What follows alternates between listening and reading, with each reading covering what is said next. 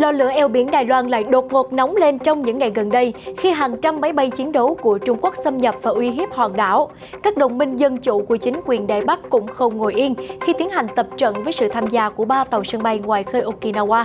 Trong khi đó, lãnh đạo Đài Loan Thái Anh Văn dõng dạc tuyên bố sẽ không bao giờ đầu hàng trước bạo quyền, sẽ chiến đấu tới hơi thở cuối cùng. Theo bà McFarlane, chuyên gia về quan hệ quốc tế và từng giữ chức Phó Cố vấn An ninh Quốc gia Mỹ dưới thời Tổng thống Donald Trump, Trung Quốc chỉ đang rung cây dọa khỉ chứ thực ra chưa đủ sức để xâm chiếm hòn đảo lúc này. Ở một diễn biến khác cũng liên quan đến Trung Quốc, nhiều chuyên gia cho rằng chính phủ mới của Iran nên tránh xa đất nước tỷ dân và đừng bao giờ gia nhập Tổ chức Hợp tác Thượng Hải. Muốn thịnh vượng, hãy chơi với những nước giàu có và văn minh. Lịch sử đã ghi dấu ấn, chưa một quốc gia nào giáp Trung Quốc hoặc gắn kết với Trung Quốc có thể phát triển và bình yên. Tất cả đều nghèo đói, khổ đau hoặc xung đột triền miên. Thông tin tiếp theo tại Trung Đông, tình báo hải ngoại của Israel vẫn miệt mài tìm kiếm phi công quân sự nước này mất tích. Tại Bắc Phi, những căng thẳng dữ dội gần đây giữa Maroc và Algeria liệu có bùng phát thành xung đột trên diện rộng? Giới chuyên gia cho rằng mọi khả năng đều có thể xảy ra. Các thông tin đáng chú ý khác, Thủ tướng Liban lên tiếng khi có tên trong hồ sơ Pandora. ASEAN cân nhắc không mời lãnh đạo quân sự Myanmar họp thượng đỉnh. Giải Nobel Hóa học 2021 đã có chủ. Tất cả sẽ có trong FBNC Thế giới hôm nay. Ngọc Anh xin kính chào quý vị khán giả, rất vui khi được gặp lại quý vị trong chương trình Thế giới hôm nay. Thưa quý vị, những ngày gần đây thì căng thẳng giữa hai bờ eo biển Đài Loan đột ngột tăng nhiệt khi Trung Quốc điều hàng trăm phi cơ chiến đấu xâm nhập và đe dọa hòn đảo. Lãnh đạo Đài Loan Thái Anh Văn thì uy dũng tuyên bố họ sẽ không bao giờ đầu hàng trước bạo lực và bạo quyền. Theo bà McFarlane, cựu Phó Cố vấn An ninh Quốc gia Mỹ dưới thời Tổng thống Donald Trump, Trung Quốc chỉ hăm dọa chứ chưa đủ sức xâm lược hòn đảo vào thời điểm này. Băng qua eo biển rộng gần 100 km với quân đội Trung Quốc là điều bất khả thi. Trao đổi trong một chương trình của Newsmax TV, bà McFarlane nói Trung Quốc đang gây áp lực lên Mỹ và các quốc gia khác tại châu Á, buộc họ phải phân tâm. Trung Quốc có kế hoạch thực hiện ở Đài Loan như những gì đã làm với Hồng Kông. Ý đồ là khiến Đài Loan từ từ chịu khuất phục sau các đe dọa lẫn dụ dỗ. Trung Quốc chưa có đủ năng lực để thống nhất hòn đảo thuần túy chỉ bằng sức mạnh quân sự ở thời điểm này. Những ngày gần đây, Trung Quốc đã điều hơn 150 chiến đấu cơ xâm nhập vào vùng nhận dạng phòng không của Đài Loan. Bà McFarlane nhận định, qua động thái trên, họ muốn cho Đài Loan thấy Mỹ sẽ không sẵn sàng bảo vệ người đồng minh nhỏ bé.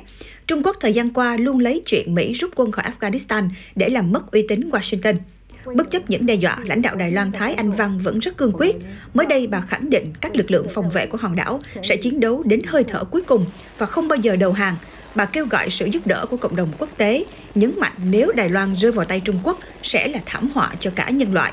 Lúc đó, dân chủ đã thua độc tài, văn minh đã thua mọi rợ và luật pháp đã thua bạo ngược.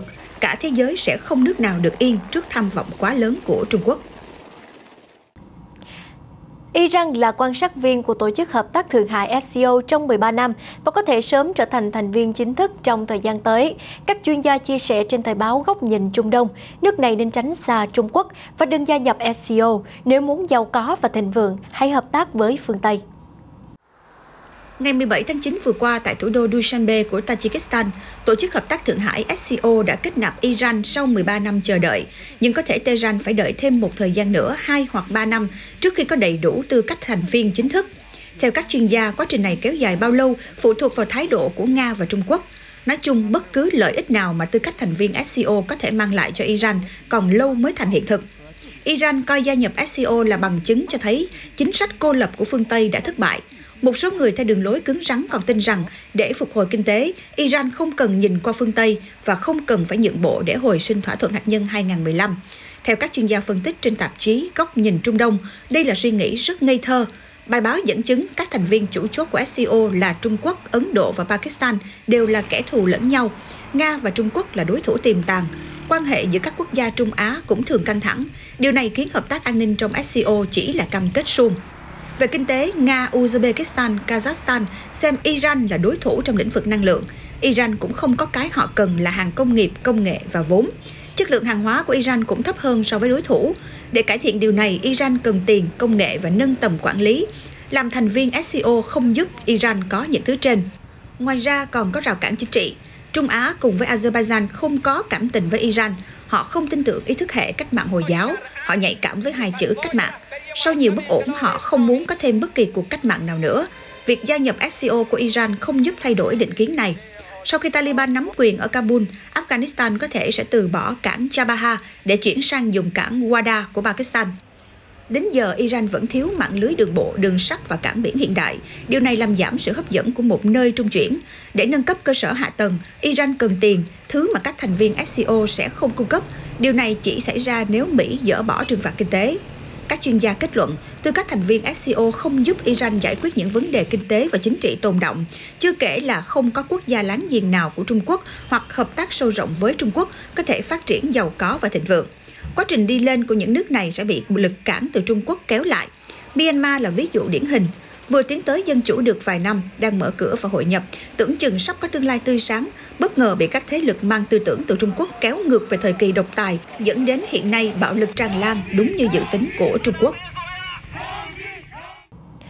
Bất chấp sự thúc đẩy mạnh mẽ từ Pháp, các lãnh đạo EU mới đây đã thất bại trong việc hoạch định một chính sách quốc phòng chung, xa hơn là thành lập quân đội chung, tiến tới độc lập với Mỹ và có khả năng tự đối phó trước các thách thức trong thời kỳ mới. Lãnh đạo 27 quốc gia thành viên EU vừa nhóm họp tại Slovenia. Các nội dung được quan tâm là thúc đẩy sự đoàn kết nội bộ trong bối cảnh địa chính trị thế giới có sự thay đổi. EU muốn cân bằng và hạn chế bị ảnh hưởng từ xung đột Mỹ-Trung. Một nội dung khác dưới sự thúc đẩy mạnh mẽ của Pháp là làm sao EU có một chính sách chung về quốc phòng, thậm chí thành lập quân đội chung. Điều này hy vọng mang lại sức mạnh cho cả khối trong việc đối phó với các vấn đề toàn cầu như từ sự hung hăng của Nga và Trung Quốc. Tuy nhiên, chủ đề trên đang bị chia rẽ. Các nước Đức, Ba Lan và 3 quốc gia Baltic là Estonia, Latvia và Litva cho rằng châu Âu vẫn cần tới các đối tác như Anh và Mỹ để bảo đảm an ninh. Vì vậy, chưa thể hoạt động như một thực thể độc lập về quốc phòng. Theo một số nguồn tin, cơ quan tình báo hải ngoại Mossad của Israel vẫn đang nỗ lực tìm kiếm một phi công quân đội nước này, người đã mất tích trong một chiến dịch đặc biệt vào năm 1986 trên không phận Liban, nhưng nơi được Mossad khoanh vùng là Liban và Syria. Thủ tướng Israel Naftali Bennett mới đây phát biểu tại Quốc hội rằng cơ quan tình báo Mossad của nước này vừa thực hiện một chiến dịch để tìm kiếm thông tin về phi công Ron Arad. Đây là một chuỗi hoạt động phức tạp trên diện rộng và táo bạo. Theo một số nguồn tin giấu tên, Mossad đã tiến tới một ngôi làng của người Liban ở Bika và một ngôi làng khác ở Syria để tìm kiếm dấu vết phi công mất tích. DNA đã được lấy từ một thi thể được chôn cất ở Liban để xem có phải là phi công Arad hay không. Hoạt động của Mossad ở Syria liên quan đến vụ bắt cóc một sĩ quan Iran đã nghỉ hưu, người bị thẩm vấn về tung tích của phi công Arad trước khi được thả. Trang web Rai Oyun có trụ sở tại London đưa tin Mossad đã mang sĩ quan người Iran đến một quốc gia châu Phi để thẩm vấn trước khi thả ông ta. Hiện chưa rõ Mossad đã có manh mối nào về trung tá Arad bị bắn rơi năm 1986 hay chưa. Thời gian qua, căng thẳng giữa hai quốc gia Bắc Phi và Maroc và Algeria liên tục bùng phát trên nhiều lĩnh vực, từ dự án cung cấp khí đốt cho Tây Ban Nha tới việc mỗi bên ủng hộ một phe trong cuộc xung đột ở Tây Sahara. Mới nhất, Algeria đã cấm các máy bay quân sự và dân sự của Maroc bay qua không phận. Liệu những căng thẳng này có khiến hai nước lao vào xung đột vũ trang? Theo các chuyên gia, không loại trừ một khả năng nào. Bộ trưởng Năng lượng Algeria mới đây cho biết hợp đồng đường ống dẫn khí từ Maghreb tới châu Âu vốn mang khí tự nhiên cho Tây Ban Nha đi qua ngã Algeria sẽ không được gia hạn. Điều này cũng có nghĩa là tạm dừng tất cả nguồn cung khí đốt cho Maroc. Sau đó, Hội đồng An ninh Quốc gia Algeria thông báo họ sẽ đóng cửa không phận đối với tất cả máy bay dân sự lẫn quân sự của Maroc, cũng như máy bay có số đăng ký của Maroc. Trước đó, Tham mưu trưởng quân đội Algeria, Trung tướng Saad Janrida, cáo buộc quốc vương Maroc đang có âm mưu chống lại đất nước ông nhằm phá hoại sự đoàn kết của nhân dân Algeria bằng cách gieo rắc bất hòa và chia rẽ. Với các diễn biến gần đây, không ai tin rằng vua Mohammed đệ lục của Maroc sẽ nhu hòa và sử dụng sức mạnh mềm để giải quyết mâu thuẫn một lần nữa. Maroc và Algeria cũng đang bất hòa sâu sắc ở khu vực Tây Sahara khi Algeria ủng hộ mặt trận Polisario nổi dậy chống lại sự chiếm đóng của Rabat. Vua Mohammed đệ lục, tư lệnh tối cao lực lượng vũ trang Maroc, dường như muốn sử dụng quân đội để bảo vệ các yêu sách của mình đối với vùng đất mà họ gọi là các tỉnh phía Nam, thuật ngữ được chính phủ Maroc gọi phần Tây Sahara nước này đang chiếm đóng. Những căng thẳng dữ dội vừa qua giữa hai quốc gia Bắc Phi đang khiến cho cộng đồng quốc tế lo ngại nếu nó biến thành một cuộc xung đột sẽ là thảm họa cho cả khu vực. Thưa quý vị, Thủ tướng Liban ông Najib Mikati có tên trong hồ sơ Pandora, vốn phanh phui những khoản tiền mờ ám của các chính trị gia và doanh nhân trên khắp thế giới. Mới đây, ông lên tiếng phản biện và cho rằng tất cả tiền bạc của mình đều được kiểm toán chặt chẽ và không có khoản nào là phi pháp.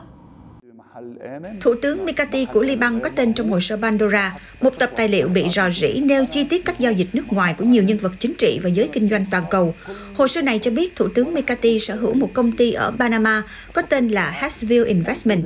Thông qua nó, ông đã mua một số bất động sản ở Monaco trị giá hơn 10 triệu đô la. Ông Mikati có tổng tài sản hơn 2 tỷ đô la, đã thành lập tập đoàn M1 chuyên về đầu tư vào những năm 1980. Trong tuyên bố phản hồi, ông cho biết sự giàu có của gia đình ông là từ 20 năm kinh doanh xuôi ngược. Chuyện sở hữu tài sản thông qua các công ty nước ngoài là một thông lệ hợp pháp, tất cả đều được kiểm toán đầy đủ và chi tiết. Tại Afghanistan, hàng trăm người đã đổ xô đến văn phòng cấp hộ chiếu ở thủ đô Kabul của nước này vào hôm qua 6 tháng 10, chỉ một ngày sau khi có thông tin nơi này sẽ hoạt động trở lại. Theo hãng tin Reuters, Taliban sẽ mở cửa văn phòng cấp hộ chiếu Afghanistan từ thứ Bảy tuần này 9 tháng 10 và sẽ ưu tiên giải quyết cho những người đã nộp đơn trước. Hình ảnh từ video do truyền thông chia sẻ cho thấy đám đông đã áp sát bức tường bê tông của văn phòng. Họ cố gắng tìm cách đưa hồ sơ cho một quan chức đứng trên đó. Bất chấp người này liên tục thúc giục mọi người nên trở về nhà và quay lại vào cuối tuần. Tôi đã đến để xin cấp hộ chiếu nhưng bạn thấy đấy, không quan chức nào giải đáp thắc mắc của chúng tôi cả. Tất cả chúng tôi đều rất bối rối. Trước tình cảnh nhốn nháo này, nhiều tay súng Taliban đã được triển khai đến để kiểm soát trật tự khu vực xung quanh văn phòng cấp hộ chiếu. Tình trạng người dân đổ xô đến văn phòng cấp hộ chiếu Afghanistan ngay sau khi có thông tin nơi này tái hoạt động, cho thấy rõ thực trạng người dân Afghanistan vẫn đang cố gắng tìm mọi cách rời khỏi đất nước. Mặc dù đã gần 2 tháng trôi qua kể từ khi Taliban trở lại nắm quyền điều hành, không có công việc, không có gì để làm, đó là những gì chúng tôi đang phải trải qua ở Afghanistan. Chúng tôi không thể sống với điều kiện như vậy. Có thể thấy đói nghèo đang trở nên ngày càng tồi tệ hơn ở Afghanistan. Hiện quốc gia Tây Nam Á này không những phải hứng chịu cuộc khủng hoảng kinh tế mà còn oằn mình với hạn hán và đại dịch Covid-19. Theo Liên Hiệp Quốc, khoảng nửa triệu người Afghanistan đã phải rời bỏ nhà cửa trong những tháng qua. Con số này được dự báo sẽ còn tiếp tục tăng lên khi nền kinh tế cũng như hệ thống chăm sóc sức khỏe của đất nước sụp đổ. Hiệp hội các quốc gia Đông Nam Á ASEAN đang thảo luận khả năng không mời lãnh đạo chính quyền quân sự Myanmar tham gia họp cấp cao trong tháng này, lý do họ đã thất bại trong việc từng bước khôi phục nền hòa bình và dân chủ, khác với cam kết trước đó. Ông Erywan Yusof, đặc phái viên của ASEAN về vấn đề Myanmar mới đây cho biết, việc chính quyền quân sự không hành động như kế hoạch 5 điểm mà các bên đồng ý vào tháng 4 vừa qua, tương đương như phản bội từ phía sau. Ông Erywan, Thứ trưởng Ngoại giao Brunei, nước đang giữ chức Chủ tịch ASEAN nói rằng, chính quyền quân đội Myanmar đã không trả lời yêu cầu gặp cựu lãnh đạo Aung San Suu Kyi đang bị giam, người bị lật đổ trong cuộc đảo chính ngày 1 tháng 2 do tướng Min Aung Hlaing cầm đầu. Myanmar đã rơi vào hỗn loạn kể từ cuộc đảo chính đến nay, kết thúc một thập kỷ dân chủ, gây ra sự phẫn nộ với người dân trong và ngoài nước. Họ lo ngại sự trở lại của chế độ độc tài quân sự như trước kia. Theo Liên Hiệp Quốc, hơn 1.100 người đã thiệt mạng từ thời điểm đó, nhiều ngàn người khác cũng bị bắt giam. Lộ trình hòa giải của ASEAN với Myanmar vào tháng 4 bao gồm cam kết đối thoại với tất cả các bên, cho phép tiếp cận nhân đạo và chấm dứt các hoạt động thù địch. Một cuộc thăm dò của truyền thông địa phương mới đây cho thấy sự ủng hộ đối với nội các mới của Thủ tướng Nhật Bản Fumio Kishida mặc dù đã cải thiện so với trước đó, nhưng vẫn thấp hơn sự ủng hộ ban đầu của công chúng dành cho hai người tiền nhiệm gần đây nhất của ông. Trong một bài phát biểu hôm qua 6 tháng 10, tân Thủ tướng Nhật Bản Fumio Kishida cho biết bản thân ông sẽ tiếp tục làm việc chăm chỉ, hướng tới một cuộc bầu cử quốc hội sẽ diễn ra vào cuối tháng này. Bài phát biểu được ông Kishida đưa ra trong bối cảnh tất cả các cuộc thăm dò trong nước đều cho thấy tỷ lệ công chúng ủng hộ tân Thủ tướng đều thấp hơn so với nhà lãnh đạo tiền nhiệm Yoshihide Suga lúc mới nhậm chức.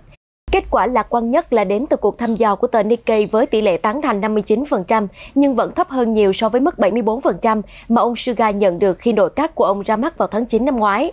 Có thể thấy tân Thủ tướng Nhật Bản đã có một khởi đầu khá là khó khăn. Trước mắt, ông Kishida sẽ phải đối mặt với nhiều thách thức trong nước đến từ hậu quả của đại dịch Covid-19, bao gồm tình trạng lây nhiễm vẫn còn phức tạp và các vấn đề về kinh tế sau một thời gian dài áp đặt các biện pháp hạn chế phòng chống dịch. Dự kiến cuộc tổng tuyển cử sẽ diễn ra vào ngày 31 tháng 10 tới. Thưa quý vị, ông Ferdinand Marcos, con trai tổng thống thứ 10 của Philippines, xác nhận sẽ tham gia cuộc đua tranh giành vị trí thay thế tổng thống đương nhiệm Rodrigo Duterte. Trong một bài phát biểu dài 3 phút được đăng lên trên mạng xã hội Facebook, ông Ferdinand Marcos Jr., 64 tuổi nêu rõ, sự lãnh đạo thống nhất có thể dẫn dắt chúng ta qua cơn khủng hoảng này, đưa người dân trở lại làm việc một cách an toàn và chúng ta có thể bắt đầu lại cuộc sống. Đó là lý do vì sao hôm nay tôi thông báo về ý định tranh cử Tổng thống Philippines. Với lời tuyên bố này, ông Ferdinand Marcos Jr. chính thức trở thành chính trị gia thứ tư bước chân vào cuộc chạy đua tìm kiếm cơ hội làm người kế nhiệm Tổng thống Rodrigo Duterte. Những người còn lại bao gồm thị trưởng Manila Isko Moreno, võ sĩ quyền Anh huyền thoại Manny Pacquiao và thượng nghị sĩ Pavilo Locsin. Ông Ferdinand Marcos Jr. thường được biết đến với biệt danh Bongbong, là con trai của cố Tổng thống Marcos. Vào năm 2016, ông tranh cử Phó Tổng thống Philippines nhưng lại để thua trong gang tấc trước Phó Tổng thống đương nhiệm Leni Robredo. Theo các nhà phân tích, Samsung Electronics có khả năng sẽ đạt mức lợi nhuận hàng quý cao nhất trong 3 năm và mang về doanh thu kỷ lục nhờ tăng giá chip và tăng lượng điện thoại thông minh được bán ra. Lợi nhuận hoạt động của Samsung Electronics, nhà sản xuất chip nhớ và điện thoại thông minh lớn nhất thế giới, có thể sẽ tăng lên 16,1 ngàn tỷ won, tương đương 14 tỷ đô la Mỹ trong quý 3 vừa rồi. Con số này tăng 30% so với 12,35 ngàn tỷ won vào cùng kỳ năm ngoái và cao nhất kể từ quý 3 năm 2018. Trong khi đó, doanh thu cũng được ước tính tăng 11% lên 74,6 ngàn tỷ won và đạt mức kỷ lục.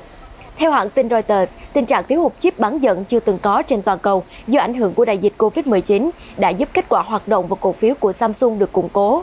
Dự kiến Samsung sẽ công bố kết quả sơ bộ vào ngày 8 tháng 10 tới. Dưới những con đường lát đá cuội ở thành phố Lviv, miền Tây Ukraine, các thợ đào đã phát hiện ra những địa điểm mang tính lịch sử trong hệ thống cống ngầm. Đây là nơi một số người Do Thái dùng để ẩn mình nhằm thoát khỏi cuộc tàn sát của Đức Quốc xã trong Thế chiến thứ hai. Theo nhà sử học địa phương Hanna Tiska, hơn 100.000 người Do Thái, tức khoảng 1/3 dân số thành phố Lviv, Ukraine, vào Thế chiến thứ hai đã trở thành nạn nhân của cuộc tàn sát từ Đức Quốc xã. Một số người trong đó may mắn sống sót, bao gồm hai cha con Igesi và Kristina Trigger. Họ đã trốn thoát một cách thần kỳ bằng con đường ngay dưới lòng thành phố. Sau đó, hai cha con nhà Trigger đã viết sách kể lại cuộc hành trình đầy gian nan này. Nhờ vào đó, nhóm nghiên cứu xác định được một đường hầm dài khoảng 7 mét do những người Do Thái đào từ khô ổ chuột dẫn đến hệ thống thoát nước của thành phố. Khó khăn nhất là khi phá bức tường bê tông dày khoảng 1 mét của cống thoát nước. Họ phải làm mọi thứ thật nhẹ nhàng để Đức Quốc xã không phát hiện chuyện gì đang xảy ra bên dưới. Những người Do Thái đã dùng khăn để bọc cứu lại. Nhóm nghiên cứu cũng tìm thấy một hang động nhỏ trong hệ thống nước thải, nơi họ tin rằng người Do Thái đã ở lại đêm đầu tiên sau khi khu ổ chuột bị phá hủy. Tại địa điểm được cho là nơi trú ẩn cuối cùng, những nhà sử học tìm thấy được một số đồ tạo tác, bao gồm một chiếc đĩa bị ăn mòn và một bức tượng hình con cừu. Theo nhóm nghiên cứu, cha con nhà Trigger chỉ là 2 trong số 21 người Do Thái tham gia cuộc trốn chạy dưới lòng thành phố. Con số này sau đó nhanh chóng giảm xuống còn 10 người. Vì nhiều người không thể chịu được điều kiện sống trong cống quá lâu và liên tục phải đối mặt với nguy cơ bị phát hiện. Câu chuyện này sau đó đã được dựng thành phim In Darkness, được công chiếu năm 2011 do nhà làm phim người Ba Lan Agnieszka Holland đạo diễn. Phim đã giành được đề cử phim ngoại ngữ hay nhất tại lễ trao giải Oscar lần thứ 84. Trong một thông báo mới đây, giới chức Indonesia cho biết nước này vừa thực hiện chuyến bay đầu tiên sử dụng nhiên liệu kết hợp giữa xăng và dầu cọ. Đây là một phần trong kế hoạch của chính phủ muốn tận dụng lợi thế từ dầu cọ, vốn là một nguồn cung dồi dào có sẵn trong nước. Máy bay chạy nhiên liệu sinh học từ dầu cọ thử nghiệm đầu tiên của Indonesia hôm qua ngày 6 tháng 10 đã bay hơn 100 km từ thủ đô Jakarta đến thành phố Bandung lân cận. Tại cuộc họp trực tuyến cùng ngày, Bộ trưởng Kinh tế Indonesia Airlangga Hartarto phát biểu rằng Indonesia, với tư cách là một nhà sản xuất dầu cọ lớn nhất thế giới, cần phải có những đổi mới trong cách sử dụng loại nhiên liệu này, bao gồm cả việc phát triển dầu diesel sinh học và xăng máy bay sinh học. Cũng nhân dịp này, ông Hartarto cho biết Indonesia sẽ tiếp tục chương trình phát triển dầu diesel được sản xuất hoàn toàn từ dầu cọ do công ty dầu khí nhà nước Pertamina thực hiện, mang tên D100. Bên cạnh đó, Indonesia cũng đang triển khai chính sách bắt buộc sử dụng dầu diesel sinh học B30 với hàm lượng dầu cọ là 30%. Chính phủ đang muốn mở rộng việc sử dụng loại dầu này trong các hoạt động tiêu thụ năng lượng và cắt giảm nhập khẩu nhiên liệu. Bộ Năng lượng Indonesia ước tính thị trường nhiên liệu sinh học có thể mang về 1,1 ngàn tỷ rupee, tương đương 77,25 triệu đô la mỗi năm. Mặc dù dầu diesel sinh học hứa hẹn sẽ giảm đáng kể lượng phát thải carbon, nhưng việc giải phóng đất đai để trồng cây cỏ dầu cũng làm dấy lên không ít sự lo ngại về nạn phá rừng. Liên minh châu Âu EU đang xem xét việc cấm sử dụng dầu diesel sinh học có chứa dầu cọ. Vào hôm qua, 6 tháng 10, giải Nobel Hóa học 2021 được chờ đợi đã vinh danh hai chuyên gia Benjamin List và David McMillan vì những phát hiện về một chất xúc tác được ứng dụng trong công nghiệp, dược phẩm và pin quang điện. Vào chiều hôm qua, theo giờ Việt Nam, Hội đồng Nobel tại Viện Karolinska ở thủ đô Stockholm của Thụy Điển đã công bố giải Nobel Hóa học thuộc về nhà khoa học người Đức Benjamin List và nhà khoa học người Mỹ David McMillan. Trong một thông báo, Ủy ban trao giải nêu rõ hai nhà khoa học được vinh danh vì đã phát triển một công cụ chính xác mới để xây dựng phân tử. Đó là phương pháp xúc tác hữu cơ bất đối xứng. Công cụ mới này được nhận xét là mang lại nhiều lợi ích to lớn cho nhân loại vì được ứng dụng rộng rãi, từ việc bào chế thuốc cho đến sản xuất hóa chất mịn. Hai tiến sĩ sinh năm 1968 sẽ cùng chia sẻ giải thưởng trị giá 10 triệu krone Thụy Điển, tương đương 1,14 triệu đô la Mỹ. Những con mèo, chó, thậm chí là rắn và chủ nhân của chúng đã cùng tụ tập tại nhà thờ Thánh Francisco, thành Assisi tại Rio Comprido, một khu phố nằm ở trung tâm thành phố Rio de Janeiro, Brazil, để tham gia một buổi lễ ban phước lành dành riêng cho vật nuôi. Lễ kỷ niệm bao gồm các thánh lễ, một phiên chợ nhỏ và những lời chúc phúc dành cho các loài động vật. Những con vật nuôi luôn mang lại niềm vui trong gia đình cũng như cuộc sống của chúng tôi. Đó là lý do tại sao chúng tôi luôn cầu xin Chúa ban phước lành và sức khỏe cho chúng. So với các năm trước, số lượng người mang theo vật nuôi đến với sự kiện năm nay bị hạn chế do đại dịch Covid-19. Tất cả quy định phòng chống Covid-19 cũng được yêu cầu tuân thủ nghiêm ngặt để tránh tình trạng lây nhiễm. Thánh Francisco thành Assisi là một vị thánh bảo trợ động vật và là người sáng lập dòng Francisco. Ông sinh ra ở Ý vào năm 1182 và được biết là một người có tình yêu thiên nhiên. Ông tin rằng những con vật nuôi trong nhà cũng cần nhận được phước lành của Chúa và ông đã trở thành vị thánh bảo trợ cho chúng. Sau nỗ lực giải cứu kéo dài hàng giờ đồng hồ của các nhà bảo vệ môi trường cùng lực lượng cứu hộ địa phương, một con cá voi lưng gù đã được giải cứu ở vùng biển Đại Tây Dương của Argentina. Theo hãng tin Reuters, nhóm cứu hộ đã phải làm việc từ đầu ngày thứ Ba 5 tháng 10 để cố gắng cứu con vật thoát khỏi tình trạng mắc cạn sau khi nó được người dân phát hiện vào đêm hôm trước. Hình ảnh từ video do truyền thông đăng tải cho thấy hàng chục người đã cùng hợp sức để con cá voi với sự giúp đỡ của phương tiện máy móc hạng nặng. Sau nhiều giờ đồng hồ, khi thủy triều dâng cao, con vật đã an toàn trở về với biển cả. Tổ chức Mundo Marino, đơn vị chịu trách nhiệm chính trong chiến dịch giải cứu cho biết, con vật trên là một cá thể con của loài cá voi lưng gù, nặng gần 7 tấn và dài khoảng 8,5 mét. Hiện vẫn chưa rõ nguyên nhân khiến con cá voi bị mắc cạn. Thông tin vừa rồi cũng đã kết thúc chương trình Thế giới hôm nay. Ngọc Mai xin cảm ơn sự quan tâm theo dõi của quý vị khán giả. Hẹn gặp lại quý vị trong những chương trình tiếp theo được phát sóng trên kênh FBNC.